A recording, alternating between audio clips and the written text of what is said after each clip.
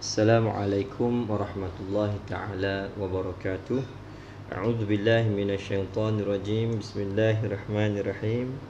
Al-Fatihatu bil qabul wa tamami kulli sulin wa ma'mul wa salahi sya'ni zahira wa batina fid dini wa dunya wal akhirah, dafi'atan li kulli syar, jalibatan li kulli khair lana wa liwalidina wa li ahbabina wa li masyaikhina wa li muallimina ma'al lutfi wal afiyah wa ala niyyati anna Allah yunawwir qulubana wa qawalibana ma'al huda wat tuqa wal afafi wal ghina wal mauti ala dinil islam wal iman bila mihnatin wala imtihan bihaqqi sayyidina waladi adnan wa ala kulli niyyatin salihah wa ila hadratil habib sayyidina Muhammadin sallallahu alaihi wa alihi wa sahbihi wa sallam. Al-Fatihah. A'udzu billahi minasyaitonir rajim. Bismillahirrahmanirrahim. Alhamdulillahi rabbil alamin, arrahmanir rahim, maliki yaumiddin. Iyyaka na'budu wa iyyaka nasta'in. Ihdinas siratal mustaqim. Siratal ladzina an'amta 'alaihim ghairil maghdubi 'alaihim waladdallin. Amin. Hamdan li rabbin khassana bi Muhammadin wa anqadhana min zulmatil jahli wad dayajir. Alhamdulillahilladzi hadana bi'abdihi al-mukhtari man da'ana ilaihi bil izni wa qad nadana labbaika ya man dallana wa hadana. Allahumma salli ala sayyidina Muhammadin al-fatihi lima ughliq wal khatimi lima sabaq nasiril haqqi bil haqq wal hadi ila siratikal mustaqim wa ala alihi haqqa qadrihi wa miqdarihi al-azim. Subhanaka la ilma lana illa ma 'allamtana innaka antal alimul hakim. Rabbi shrah li sadri wa yassir li amri wahlul 'uqdatam min lisani yafqahu qawli. Allahumma akhrijna min zulumatil wahmi wa akrimna binuril fahmi waftah 'alaina bima'rifatil ilmi wa hassin akhlaqana bil hilmi wa sahhil lana abwaaba fadlik wanshur 'alaina min khazaini bi rahmatika ya arhamar rahimin.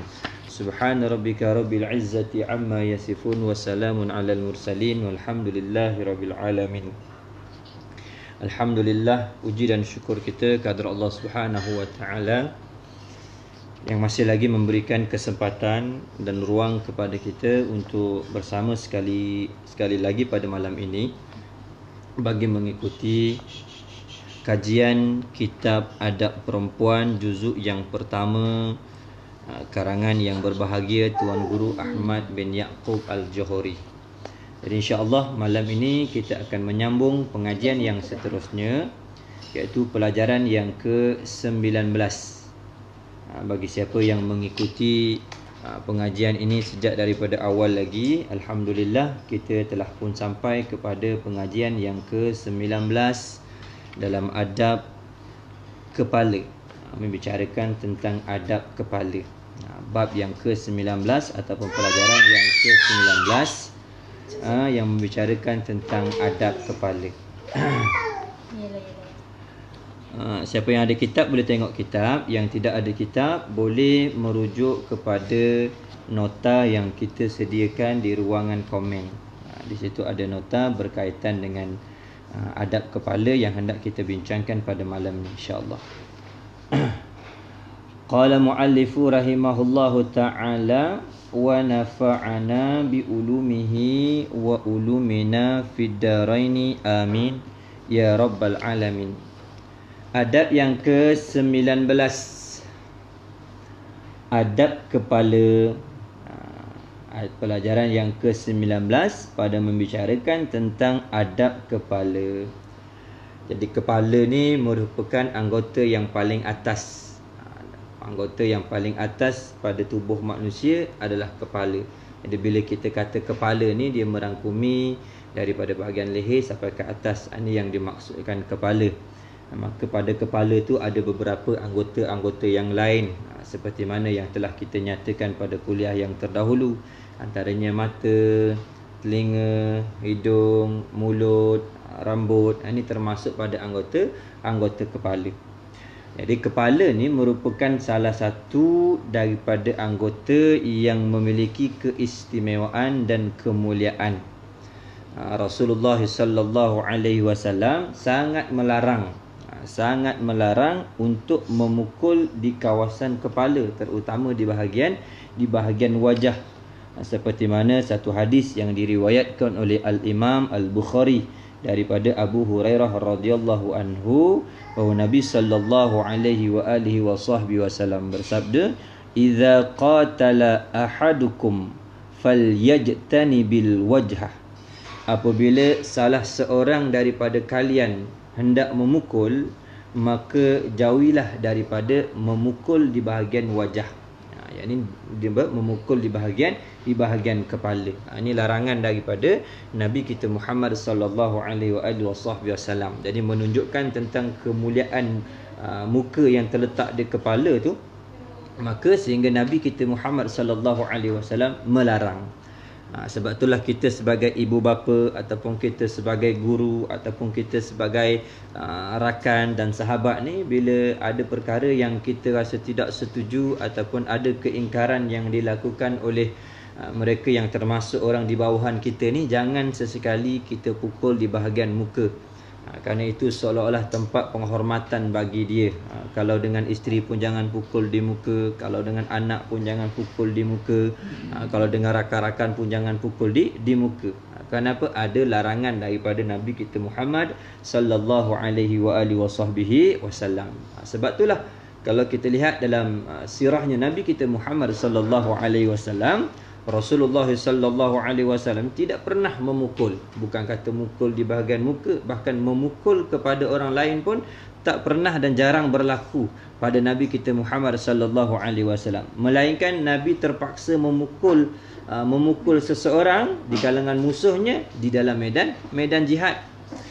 Seperti mana hadis riwayat daripada Al-Imam Ahmad daripada Sayyidah Aisyah radhiyallahu anha, dia berkata, "Ma ra'aitu Rasulullah sallallahu alaihi wasallam daraba khadiman lahu qattu wa lam ra'atan lahu qattu wa la daraba bi yadihi shay'an qattu illa ayyujahida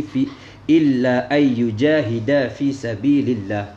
Sayyidatina Aisyah radhiyallahu anha, dia menyatakan, aku tidaklah pernah sama sekali melihat Rasulullah sallallahu alaihi wasallam memukul akan pembantu-pembantunya. Nabi tak pernah memukul pembantu-pembantunya daripada kalangan hamba-hamba dan juga sahabat-sahabat yang berkhidmat kepada Rasulullah sallallahu alaihi wasallam. Begitu juga aku melihat Nabi sallallahu alaihi wasallam tidak pernah memukul isteri-isterinya. Walaupun dalam riwayat Rasulullah sallallahu alaihi wasallam memiliki isteri yang ramai, tetapi tidak ada seorang pun di kalangan mereka itu yang pernah dipukul oleh Rasulullah sallallahu alaihi wasallam. Dan Nabi sallallahu alaihi wasallam tidaklah pernah memukul sesuatu dengan tangannya. Ini Nabi menggunakan tangannya, sama ada mengambil kayu ataupun pedang, melainkan di dalam jihad, berperang di jalan Allah Subhanahu wa taala. Melainkan ketika berperang, tak dapat tidak, Nabi menggunakan tangannya untuk mengangkat pedang ataupun sesuatu untuk menahan dirinya. Bukan sengaja untuk membunuh, tetapi menahan dirinya daripada serangan musuh. Ini di antara akhlak Nabi kita Muhammad sallallahu alaihi wasallam. Jadi kita lihat di saat ini, orang apabila ingin bertindak sesuatu dengan marahnya, geramnya, maka yang dijadikan sasaran itu adalah bahagian muka, di bahagian kepala. Dan terkadang ada sebahagian kita pun bergurau dengan menjadikan sasaran gurauannya itu di bahagian kepala. Sebab tu kepala ni satu tempat yang agak sensitif lah di kalangan kita, terutamanya orang Melayu ni. Jangan disentuh di bahagian kepala. Kenapa? Memang betul lah, kerana kepala ni merupakan tempat yang mulia. Dia merupakan anggota yang paling tinggi dan paling dimuliakan pada syarak. Kerana tu ada ditetapkan, dipanggil qisas. Di antara hukum hudud tu ada qisas, yang dibalas seandainya mencederakan seseorang yang lain tu pada anggota yang mana kita kata yang utama, terutama di bahagian kepala, sehingga menyebabkan cederanya akalnya, dikehendaki dengan bayaran denda dan balas pukul dan sebagainya. Nak menunjukkan tentang kemuliaan kepala dan pemeliharaan agama tu terhadap anggota yang dijadikan oleh Allah Subhanahu wa taala. Okey. Baik. Dan kepala ini juga merupakan tempat pandangan yang paling pertama. Kalau perempuan lah terutamanya, kalau perempuan ni, maka yang mula dipandang itu adalah bahagian-bahagian kepalanya, yang mana di situ terdapatnya wajahnya. Kalau dia bertudung pun, pada tudungnya akan menjadi perhatian orang. Kerana itu ada adab kepala yang perlu dijaga oleh seorang perempuan. Secara khususnya kita bicarakan tentang adab kepala yang perlu dijaga oleh seorang perempuan. Dan secara umumnya orang lelaki pun bolehlah nak menjaga adab yang sama. Kerana kalau kita lihat contoh terbaik, suri tauladan yang paling elok adalah Nabi kita Muhammad sallallahu alaihi wasallam. Walaupun di antara adab-adab ini ataupun kelakuan-kelakuan ini tidak secara nyata dinyatakan oleh Nabi kita Muhammad sallallahu alaihi wasallam dalam hadisnya ataupun dinakalkan daripada Al-Quran, tetapi apa yang dinyatakan dalam kitab ini berkenaan dengan adab-adab kepala dan sekalian adab-adab yang telah kita lalui, dia termasuk dalam perkara yang memang dalam tuntutan syarak. Kerana apa? Kerana syarak tu memang berkehendak kepada hambanya, kepada pengikutnya ni ataupun orang yang mengamalkannya itu sentiasa berkelakuan dengan kelakuan yang mulia. Jadi ada setengah daripada hukum ini ditetapkan mengikut kepada adat kebiasaan satu kaum dan keadaan. Melihat kepada adat satu kaum dan tempat, seumpama uruf keadaan di situ, maka ditetapkan menjadi satu hukum. Tak semestinya hukum ini diambil melalui Al-Quran dan Sunnah. Kerana itu kita ada sumber hukum kita selain daripada Al-Quran dan Sunnah menjadi sumber utama. Jadi sumber hukum itu dilihat kepada ijma' dan qiyas. Dan beberapa lagi kaedah-kaedah lain penetapan suatu hukum. Jadi uruf keadaan setempat juga boleh menjadi sebab hukum itu ditentukan mengikut keadaan semasa di situ. Okey, terutama bab adab lah. Kadang adab tempat kita berbeza, adab tempat orang lain lain pula. Kita ni nampak lembut, tertib terening dan sebagainya, tapi mungkin tempat orang kerasnya tu termasuk bahagian adab pada mereka. Jadi ni maknanya kita nak kata apa, keadaan adab ni ditentukan dengan adat-adat setempat. Jadi kalau masyarakat di situ memandang keadaan itu elok, kelakuan itu elok, maka keseluruhannya menjadi elok. Asalkan dia masih lagi berpandukan kepada hukum yang asal, iaitu Al-Quran dan Sunnah Nabi kita Muhammad sallallahu alaihi wasallam, dan mengikut ketetapan ijma' dan qiyas daripada para ulama. Dan itu kita kena ingat. Baik. Kita masuk pada membicarakan tentang adab kepala. Okey.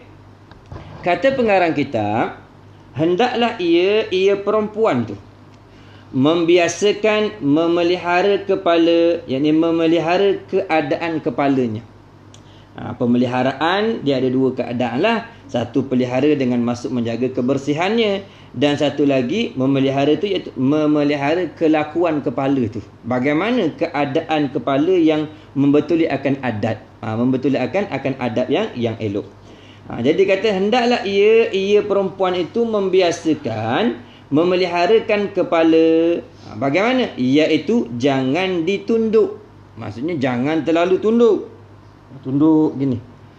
Tunduk sangat pun tak boleh juga. Atau ditegakkan sangat, ataupun tegak sangat gitu. Tu tunduk sangat pun tak boleh, angkat gini pun tak boleh. Tu dipanggil tegak sangat. Dan janganlah dijangak. Jangak ni apa? Jangan ni maksud berkelakuan tidak senonoh. Tak sana. Tak senonoh tu kita kata. Mana kepala tu dia buat keadaan yang tidak senonoh. Okey, jangan. Tu jangan.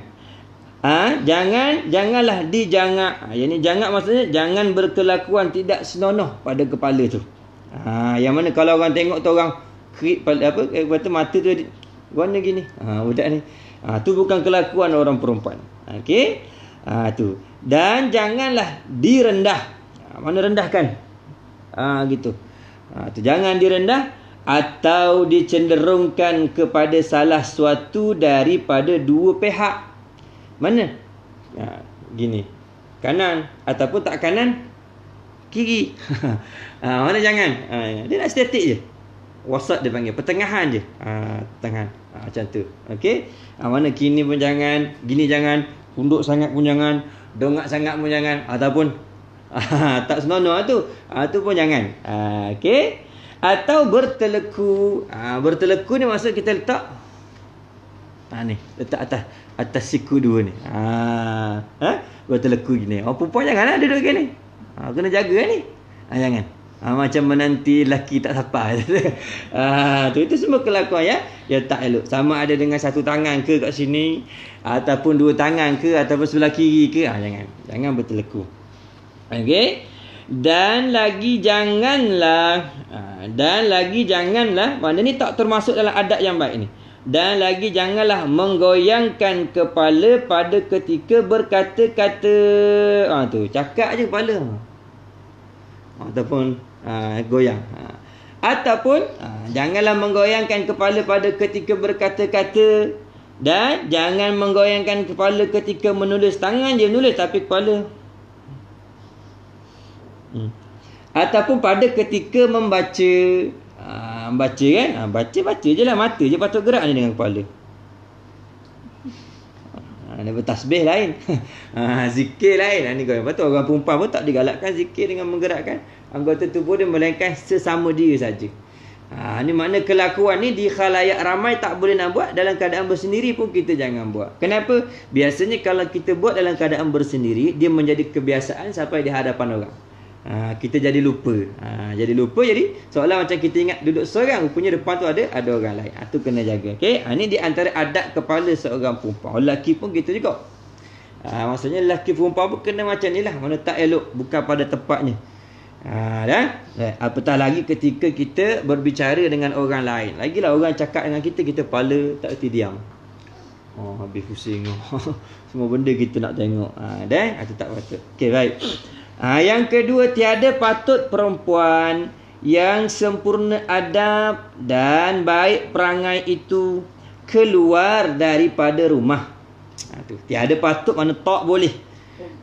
Tiada patut mana tak boleh. Perempuan yang sempurna adab dan baik perangai itu keluar daripada rumah padahal kepalanya terbuka atau terdedah. Maksudnya apa ni? Keluar daripada rumah tanpa memakai tudung ataupun tanpa memakai tutup kepala.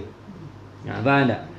Kalau orang tanya kita, kalau orang tanya kita, adakah wajib memakai tudung untuk menutup aurat? Kita kata tak wajib pakai tudung untuk menutup aurat, tetapi wajib menutup rambut daripada dipandang oleh lelaki. Jadi kalau nak keluar tak mau pakai tudung, nak pakai apa? Pakai tudung saji. Kau pandai? Ataupun nak pakai helmet. Kau pandai lah. Yang penting jangan nampak bahagian rambut dan sebahagian daripada apa yang kita nyatakan semalam tu. Leher, telinga semua tak nampak. Maka boleh lah. Tapi oleh kerana satu daripada wasilah yang dapat menyempurnakan menutup aurat itu adalah tudung, maka memakai tudung itu menjadi satu kewajipan. La yatimul wajibu illa bihi fahuwa wajibun. Itu kaedah dia. Tidak sempurna satu yang wajib melainkan dengan dia, maka memakai tudung tu menjadi satu benda yang wajib. Tu kita kata pakaian paling sesuai. Tudung kita panggil, kalau bahasa Melayu panggil tudung. Kalau di tanah Arab ataupun orang Arab dia panggil khimar. Himar bukan apa? Dia panggil khimar. Bukan himar. Kalau himar tu apa kita panggil, sedara bagi keledai tu. Tu khimar dia panggil. Khumur dia punya jamak dia. Khimar maknanya satu pakaian yang memang menutup keseluruhan tubuh bagi perempuan tersebut. Okey. Jadi maknanya tak patut, tak boleh lah seorang perempuan yang sempurna adabnya dan baik perangainya itu keluar daripada rumah padahal kepalanya terbuka. Yang ni nampak rambutnya atau terdedah, atau nampak satu suku daripadanya, ataupun nampak sebahagian daripada rambut. Jenis ada orang perempuan pakai tudung, dia tak pakai scarf. Dia pun pakai ikat, jambul pun keluar gitu. Ataupun ada yang pakai tudung, tapi dia ikat di bahagian sini, lehernya nampak. Ada sebagainya pakai tudung, telinganya nampak. Ini tak sempurna. Seperti mana yang telah kita terangkan pada malam semalam lah. Apabila kita nak memakai tudung, maka pastikan tudung yang kita pakai tu menutup akan segala perhiasan yang batin. Menutup rambut, menutup telinga dan perhiasannya, menutup leher dan perhiasannya, dan menutup dada. Dan apa kita kata, pakaian yang paling sempurna adalah menutup keseluruhan tubuhnya daripada dilihat. Sehingga bentuk tubuhnya pun tak kelihatan. Bukan setakat kepala sajalah.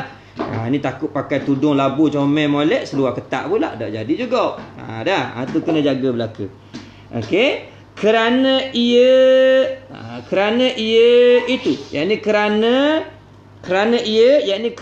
keluar daripada rumah dalam keadaan terbuka atau terdedah atau nampak satu suku daripada kepala itu mencederakan kesempurnaan adab perempuan. Maknanya perempuan yang keluar tak pakai tudung ni, kalau dilihat daripada sisi syarak, mana orang yang tak sempurna adabnya. Walaupun dia berpendidikan tinggi, walaupun dia berjawatan tinggi, walaupun dia memiliki kemewahan dan kesenangan sekalipun, tetapi apabila dia gagal untuk menyempurnakan menutup kepalanya, maka ketika itu dia dianggap sebagai perempuan yang tidak memiliki adab di sisi pandangan syarak. Kalau di sisi pandangan manusia itu lain tapi kalau di sisi pandangan syarak, di sisi pandangan agama, ini perempuan yang kurang agamanya, perempuan yang kurang adabnya. Dan lagi melanggar undang-undang syarak yang mulia. Orang perempuan yang keluar daripada rumah dengan tidak menutup akan aurat yang ada di bahagian kepalanya, nyata sungguh telah melanggar undang-undang agama Allah Subhanahu Wa Taala. Undang-undang syarak mana undang-undang yang dibawa oleh Nabi kita Muhammad sallallahu alaihi wasallam. Jadi setiap mereka yang melanggar undang-undang dengan sengaja dihukumkan sebagai melakukan maksiat dan dosanya sangat besar. Tu. Dan kalau mengingkari kewajipan, tu lagi teruk. Kalau tak sempurnakan, tahu wajibnya perempuan ni pakai tudung, tapi dia kata nantilah, belum sampai hidayah lagi.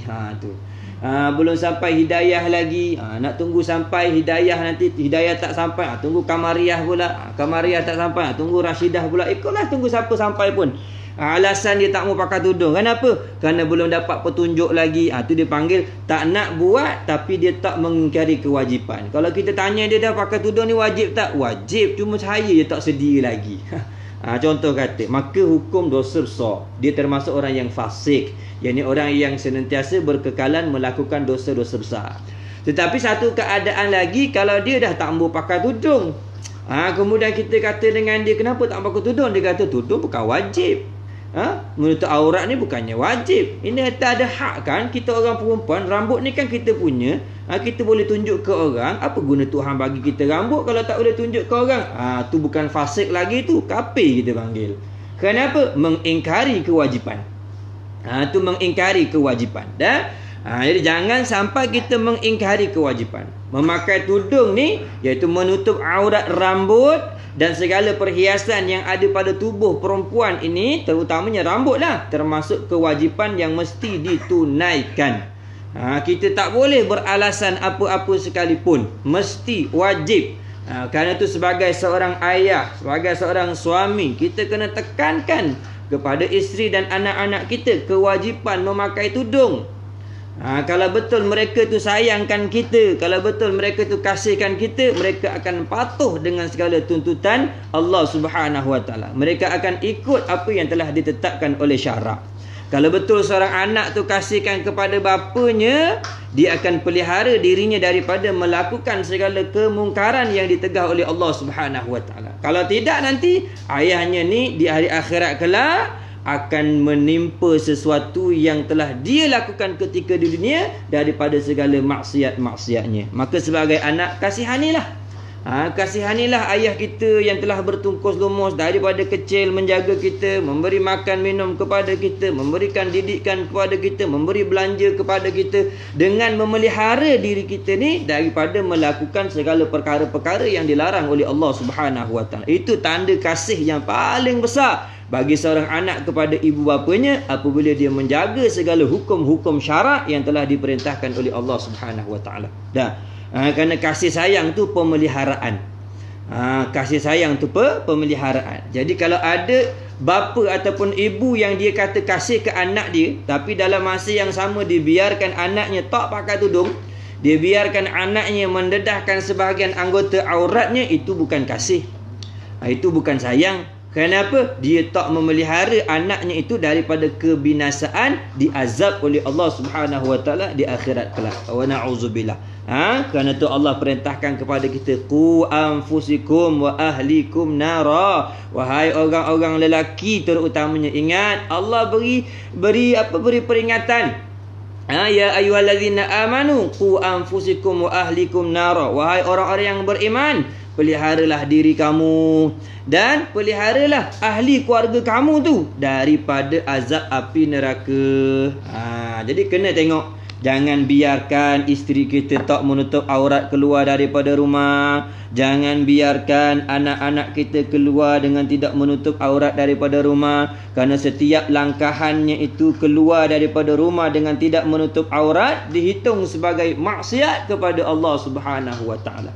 Selama mana dia duduk di luar walaupun tak dipandang oleh orang, setiap langkahannya dalam keadaan bermaksiat kepada Allah dihitung sebagai orang yang sedang menderhaka kepada Allah Subhanahu Wa Taala. Maka kasihanilah anak-anak kita, isteri kita yang keluar daripada rumah tu dalam keadaan tidak menutup aurat. Ni dia beri peringatan.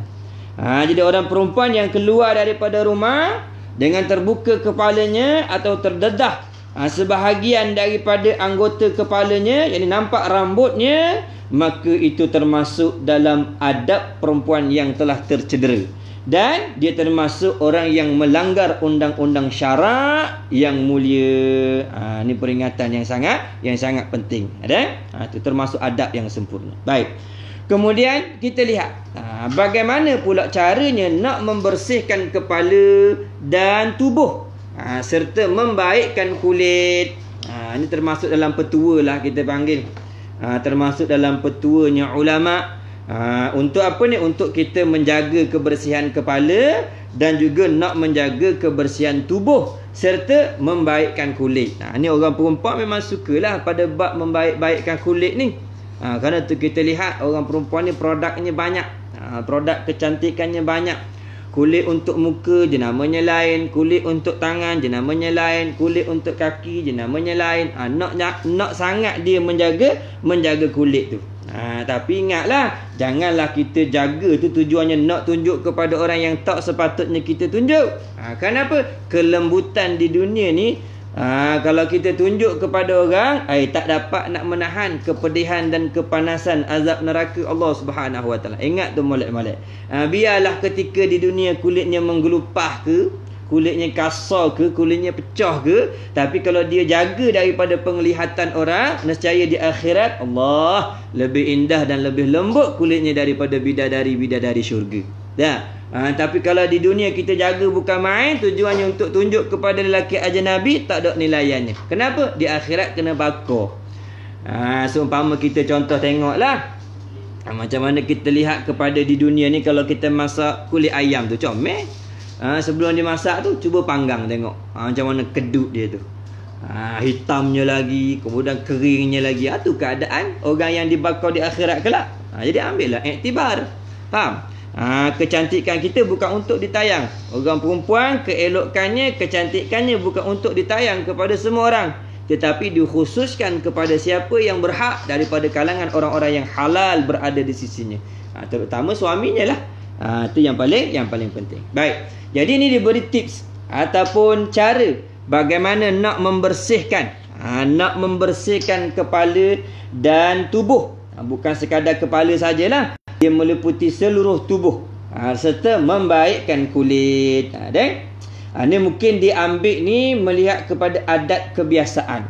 Dia bertanya-tanya ke, atau memang dia amalkan sendiri pengarang kitab kita ni, sehingga dia dapat kita panggil memberi saranan ataupun dia memberi tips ataupun petua bagaimana kita nak menjaga kebersihan kepala dan tubuh serta membaikkan kulit. Baik. Yang pertama dia kata, sayujianya mandi air panas jika sekali pada tiap-tiap 7 hari. Makna digalakkan. Sayujianya digalakkanlah, disarankan supaya mandi dengan air panas. Jika sekali pada tiap-tiap 7 hari tu, mana seminggu sekali pun memada dah. Kerana air panas ni dia tak boleh hari-hari, kerana dia ada kesan yang lain. Air panas ni kita tak boleh amalkan mandi pada hari-hari, melainkan pada waktu-waktu yang tertentu. Kerana kesan air panas ni, kalau kita selalu guna ataupun kerap kita mandi dengan air panas, di antara kalau kita lihat pada perkataan ahli-ahli kesihatan, punca kepada penyakit kepala ni terkadang berpunca daripada kerapnya mandi air panas. Kemudian antara yang lain, dengan sebab mandi air panas ni menyebabkan darah tu menjadi rendah. Kerana air panas ni dia membuka pembuluh darah. Seolah bila kena air panas tu, saluran-saluran darah kita ni terbuka, jadi dia pun lancar. Bila lancar saluran darah ni menyebabkan darah tu menjadi rendah. Jadi makna tak digalakkan lah untuk mandi air panas. Sebab tu dia kata mandi seminggu sekali tu memadalah. Kerana apa? Ada kebaikannya juga air panas ni. Cuma tak boleh nak selalu. Okey. Sekalipun dengan memulakan membasuh kepala, walaupun sekadar untuk membasuh kepala, tak melibatkan seluruh tubuh, maka hendak seminggu sekali tu mandilah dengan air panas. Tu saranan dia. Yang pertama. Yang kedua, jauhkan daripada jauhkan daripada didatangi oleh sejuk atau angin pada ketika mandi air panas itu atau kemudiannya. Maksudnya apa? Bila kita dah mandi dengan air panas, ketika mandi tu jangan datangkan air sejuk.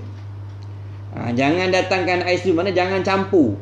Jangan campur air panas dengan air sejuk. Sejuk tu, kalau suam ni lain, air tu kita memang buat suam. Ni benda ni kita kena jagalah, terutama kalau mandikan anak-anak kena gitu. Nak mandikan anak-anak ni maksudnya air tu suam-suam kuku.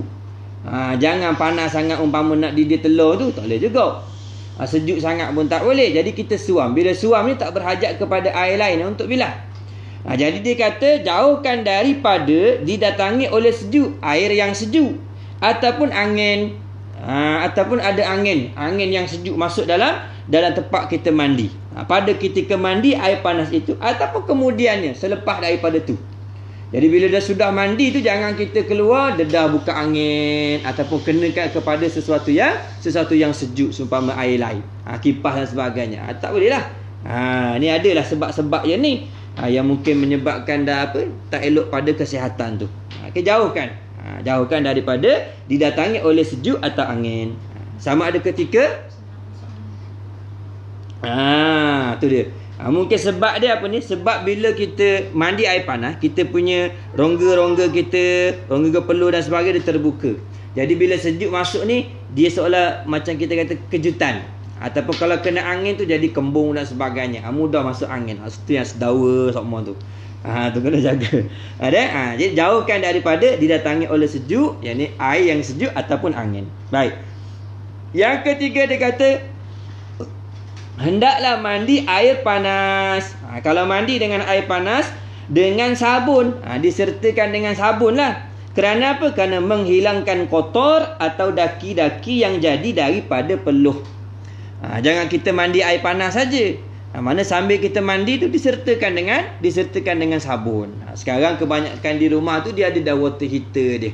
Jadi water heater ni jangan kita set terlalu panas sangat. Kalau terlalu panas pun tak elok. Dia pertengahan, di antara panas dan sejuk.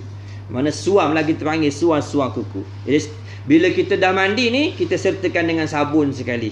Supaya apa? Dapat menghilangkan segala daki-daki yang terjadi dengan sebab peluh. Bila panas terkadangnya daki tu menjadi semakin lekat. Benda panas dia seolah-olah jadi lekat. Jadi berhajat kepada sabun untuk kita bersihkan. Itu yang ketiga. Okey. Apabila musim panas, sayujianya hendaklah memakai air sejuk sekurang-kurangnya. Dia kena tengok musim lah ni. Kalau mandi waktu tu musim panas, tempat kita ni mungkin jarang. Adalah ketikanya musim panas yang bersangatan. Okey. Jadi maknanya apabila musim panas, dikehendaki kita ni pakai air sejuk. Mana air yang tak panas lah, air yang sejuk sekurang-kurangnya. Bukan sejuk tu sampai beku, bukanlah, mana sejuk. Air yang berlawanan sedikit daripada air panas, yang bila kena kat tubuh tu rasa menyegarkan. Okey. Dan jika tiada dapat air sejuk, maka air suam-suam kuku. Dia kata air suam-suam kuku ni maksudnya air yang tak berapa panas lah. Mana kita masukkan jari tu boleh buat pegang lagi. Kalau panas ni masuk je, kita terus tarik. Tapi kalau suam-suam kuku ni kita masuk tangan tu, okey dah, boleh buat mandi ni. Kalau sejuk pun, sejuk sangat pun, sejuknya. Contoh macam tu. Kita tak dapat air yang sejuk, air suam-suam kuku. Kalau air yang sejuk ni seumpama air paip yang sedia ada ni. Adapun kalau tempat kita lagi musim-musim panas ni, tengah hari tu agak air dia panas sedikit. Tu air panas tu tak ada masalah lah. Dipanggil air yang panas kerana apa ni? Kerana saluran paip masuk ke rumah kita ataupun waktu letak di tangki dan sebagainya tu dia panas. Jadi air yang tu kalau waktu kita guna dia panas, jangan terus guna. Kerana air tu termasuk air yang terkena tadahan matahari. Dia panas. Air yang panas kena cahaya matahari ni dia kena elakkan tu. Bagi dia lama sikit baru kita pakai. Baru kita pakai dan guna. Okey? Dan jika tiada dapat, maka air suam kuku. Bagaimana memakai air pada musim sejuk? Okey, jadi gunakan air suam kuku ni ketika waktu musim sejuk. Kalau tempat kita ni musim hujan yang berpanjangan, jadi kita berhajat kepada air yang tak terlalu sejuk dan tak terlalu panas, supaya jangan sampai kita tak mandi langsung. Kerana ada setengah daripada kita alasannya apa? Sejuk. Kadang alasannya pun terlalu panas, air terlalu panas, tak boleh mandi dan sebagainya. Biasanya alasan tak mandi dengan sebab sejuk lah. Jadi maknanya sekurang-kurangnya dalam seminggu tu sekali kena mandilah. Walaupun terlalu sejuk sekalipun, kena juga mandi. Jangan sampai tak mandi. Kenapa? Menjaga kebersihan ni termasuk sebahagian daripada kesempurnaan iman seseorang. Termasuk kesempurnaan. Jangan ingat Islam ni tak menjaga kebersihan. Tak, Islam lah di antara agama. Bukan kata di antara agama, Islam lah agama yang paling kita kata mengutamakan kebersihan. Sehingga kalau kita ngaji dalam bab fiqah tu, ada satu bab dia panggil bab taharah, bab bersuci. Itu tandanya menjaga kebersihan lah tu. Bab pada membicarakan bagaimana nak membersihkan najis, bagaimana nak mengenal najis, kemudian bagaimana nak bersuci, bagaimana nak mandi, bagaimana nak beristinja. Itu kan bab yang pada membicarakan tentang menjaga kebersihan. Jadi Islam ni agama yang mengutamakan kebersihan. Kalau ada orang Islam yang tak jaga kebersihan, itu bukan tuntutan agama. Itu diri sendiri yang tak menyempurnakan tuntunan agama. Okey, ni lihat umpama kitab ni lah.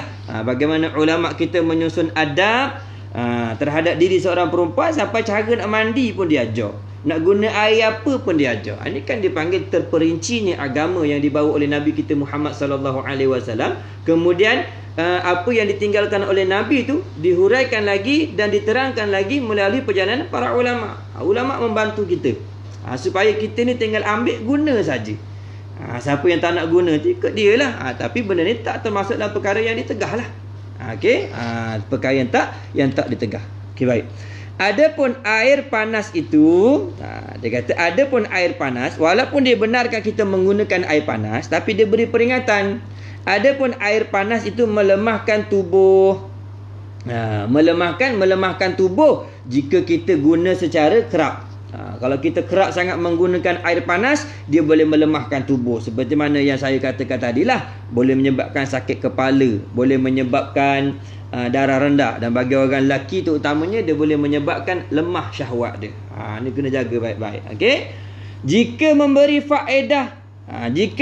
faedah kerana membersih sekalipun, walaupun ada faedah pada memberi kebersihan sekalipun, tetap dia tu mudaratnya ada. Air panas tu apa dia melemahkan tubuh. Walaupun pada segi nisbah membersihkan, apa kita panggil membersihkan tu ada faedahnya, tapi tetap ada keburukannya. Okey, makna mandi air panas ni bukan kata tak boleh terus, boleh, tapi tak digalakkan pada setiap hari. Pada setiap hari tu tak digalakkan. Baik. Dan yang kelima, tiada sayujianya mandi air panas itu. Kemudian daripada makan, dia tak bagi. Dia kata tiada sayujianya, mana tak boleh lah ni mandi air panas itu kemudian daripada makan. Mana lepas makan terus mandi air panas. Dia kata jangan. Melainkan kemudian daripada lalu masa 3 jam sekurang-kurangnya. Kena tunggu lepas 3 jam baru boleh mandi air panas. Kerana apa? Kerana takut mendapat penyakit yang ditakuti. Kerana mungkin boleh mendatangkan penyakit yang memudaratkan. Okey, penyakit apa? Cubalah buat kalau nak tahu penyakit apa. Dah orang kata jangan buat takut penyakit datang, kita nak tanya penyakit apa. Buat dulu baru tahu penyakit apa yang kita takuti. Adalah tu penyakit-penyakit dia tu. Mana dia tahu? Dia melihat kepada adat kelakuan lah. Dia tengok seorang buat macam ni, mau jadi kena nyakit. Kemudian tengok dua orang kena macam ni, mau jadi penyakit. Kemudian seorang lagi buat macam ni, kena nyakit. Dia pun letak pada adatnya, kalau mandi air panas lepas daripada makan, memang boleh menyebabkan penyakit. Pada adat. Pada adatnya macam tu. Dipanggil hukum adat. Pada hukum adatnya macam tu. Dia tengok lepas makan terus mandi. Lepas makan terus mandi. Aku tengok 3 orang dah buat macam tu, jadi penyakit. Jadi dia pun kata, tak boleh. Lepas daripada makan, tak boleh terus mandi air panas. Kenapa? Ada dah adat kebiasaan 3-4 orang buat macam tu, jadi. Jangan kita kata, dah mana dalilnya? Mana ayat Al-Quran yang kata tak boleh mandi air panas lepas makan? Memang takkan jumpa lah benda tu. Jangan tanya soal begitu. Sebab tu kita kena tahu tentang hukum ni. Terkadang hukum dinisbahkan kepada syarak, terkadang hukum dinisbahkan pada akal, terkadang hukum tu dinisbahkan kepada adat. Jadi banyak kelakuan kita dilihat pada adat lah. Jadi adat ni harus pada akal. Bila kita kita telik kepada akal kita, harus Allah Ta'ala memperlakukan begitu. Boleh jadi orang lepas makan mandi tak kena. Dan juga boleh jadi orang yang lepas makan dia mandi, dia kena. Sebab benda harus. Tapi pada adatnya macam tu. Sebab tu ulama ni dia karang. Okey. Dia kata jangan mandi air panas selepas daripada makan, melainkan berlalu waktu sekurang-kurangnya 3 jam. Okey. Yang keenam, hendaklah mengelak betul-betul kemudian daripada mandi air panas. Bila kita dah selesai mandi, maka kita kena lap tubuh kita tu dengan betul-betul. Hilangkanlah segala kekotoran, segala air yang ada kat tubuh kita, daripada rambut kita ke celah-celah tubuh kita, maka kita kena lap. Tu adab ni bukan kata pada air panas saja, air sejuk pun gitu juga. Mana lepas mandi lap betul-betul. Orang tua sangat marah kalau kita tak lap, terutama kepala. Kenapa? Mudah dapat demam, dia kata. Mana kalau mandikan anak dan sebagainya, mana dia pastikan lap tubuh tu. Lap tubuh. Dan juga kalau tubuh tu tak kering lagi, kita pakaikan baju, antara penyakit kulit. Boleh menyebab penyakit kulit, dia terdedah kepada panas dan sebagainya. Kerana tu lap betul-betul, terutama kepala, barulah bagi pakai baju dan sebagainya. Okey, baik. Yang ketujuh, membersihkan tubuh itu wajib pada syarak. Membersihkan tubuh itu wajib pada syarak, terutama kalau ada najis yang boleh menghalang daripada ibadat. Jadi membersihkan tubuh tu termasuk pada wajib syarak. Wajib syarak. Kalau tak dapat tidak, sekurang-kurangnya kalau tak hari-hari pun seminggu sekali kena mandi. Apabila tubuh kita tak mandi, peluh yang keluar tu dia akan menghasilkan daki pada tubuh. Daki pada tubuh. Jadi apabila daki tu semakin banyak, dia semakin menebal. Kerana tu dia akan mendatangkan penyakit pada tubuh. Penyakit pada kulit. Jadi membersihkan tubuh daripada segala kotoran, terutama najis tu, termasuk perkara yang wajib pada syarak, yakni pada undang-undang agama. Kerana apa? Kerana ia itu mendatangkan kesihatan. Kerana menjaga kebersihan tubuh tu termasuk daripada sebab boleh mendatangkan kesihatan. Boleh menjaga kesihatan kita dengan sebab kita menjaga kebersihan tubuh. Istimewa pula ia seseorang tu lah melapangkan, istimewa pula ia membersihkan tubuh tu. Istimewa pula ia membersihkan tubuh tu, melapangkan hati serta menyegar dan menguatkan badan. Itu di antara sebab kenapa kita kena bersihkan tubuh seumpama mandi. Seumpama mandi. Kita lihatlah contoh Nabi kita Muhammad sallallahu alaihi wasallam yang memang dikenali sebagai seorang yang sangat pembersih dan sangat diselesai oleh sekalian orang. Sehingga ada riwayat yang menyatakan Rasulullah sallallahu alaihi wasallam apabila Nabi keluar bermusafir, sebelum masuk ke kota Madinah, Nabi ada satu tempat yang khusus untuk membersihkan diri dulu terlebih dahulu sebelum dia balik ke rumah. Mana Rasulullah ada satu tempat, di situlah Nabi mandi. Terkadang ada tempat tu Nabi boleh solat di situ, dah selesai semua, barulah Rasulullah balik ke rumah isteri-isteri dia. Nak menunjukkan tentang Nabi ni sentiasa menjaga kebersihan diri dia. Dan Aisyah biasanya dia meriwayatkan, dia kata aku tak pernah melihat Rasulullah kalau datang ke rumah aku, sampai kepada giliran aku, melainkan Nabi dalam keadaan rapi semua. Rambutnya rapi, tubuhnya berbau wangi, pakaiannya elok, sentiasa dalam keadaan sudah daripada mandi. Ni Nabi kita menjaga kebersihan. Maka sunnah ni boleh dilakukan sama ada lelaki dan perempuan, terutama orang perempuan lah. Orang perempuan ni walaupun dia tak bekerja di luar, terkadang aktivitinya banyak duduk di rumah. Menyapu ke depan, ke belakang, masak lagi, lipat baju lagi. Banyak kerja orang perempuan ni. Jadi dia lagilah digalakkan untuk mandi, membersihkan dirinya. Kerana tu kena ajar pada anak-anak kita ni supaya rajin membersihkan diri. Kerana dengan sebab membersihkan diri tu boleh datangkan kesihatan. Lihatlah sekarang, kita lihat contohnya ada kan, seperti mana yang berlaku di tempat kita sekarang ni, di tempat kita dan juga di seluruh dunia lah. Punca daripada penyakit yang ada ni asalnya daripada apa? Tidak menjaga kebersihan. Dan kuman yang merebak ni dia melalui sentuhan yang berhajat kepada kebersihan.